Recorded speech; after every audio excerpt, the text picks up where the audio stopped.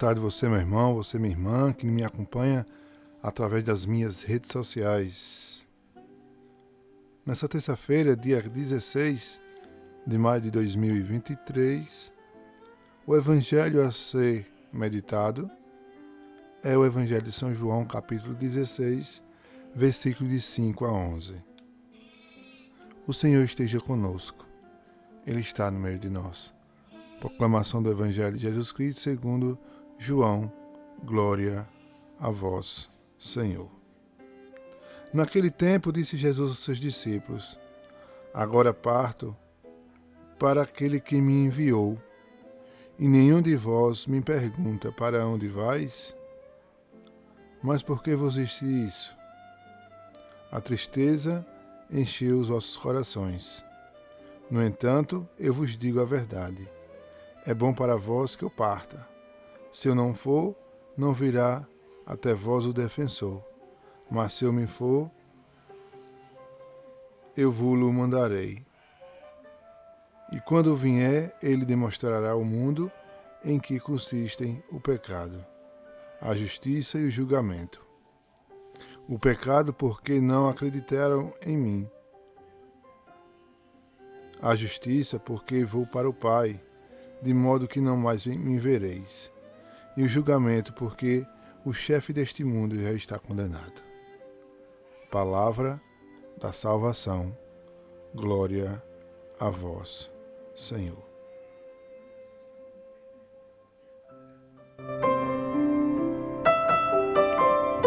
Amado irmão, amada irmã, neste evangelho de hoje, Jesus Cristo nos diz, também diz aos discípulos, que sua partida não deve ser motivo de tristeza, como se fosse o fim e a derrota. Por sua partida, por sua elevação à cruz, Cristo, então glorificado, mandará o Espírito Santo, o defensor, o Espírito de verdade. E assim, demonstrará que consiste o pecado. Demonstrará em que consiste o pecado. A justiça e o julgamento do mundo em relação à pessoa de Jesus. O Espírito explicará qual o pecado no mundo. Não acolheu na fé. A elevação do Pai em Jesus não acolheu no Ele próprio. A respeito da justiça, o mundo não acreditou em Jesus. É a verdade, é a vida. Mas Deus lhe deu razão. Cristo é o Filho que o Pai ressuscitou dos mortos. Ele é o justo. Cumpriu fielmente a vontade do Pai. O julgamento consiste na derrota do maligno por sua morte na cruz. Está vendo aí, meu irmão, minha irmã? Nessa palavra de hoje, Deus nos convida a também olharmos essa realidade, a enxergar esses elementos da nossa vida espiritual. Em certas situações, serve mesmo para o crescimento espiritual, e assim nos leva a um amadurecimento da fé. Deus nunca trata ninguém como criança.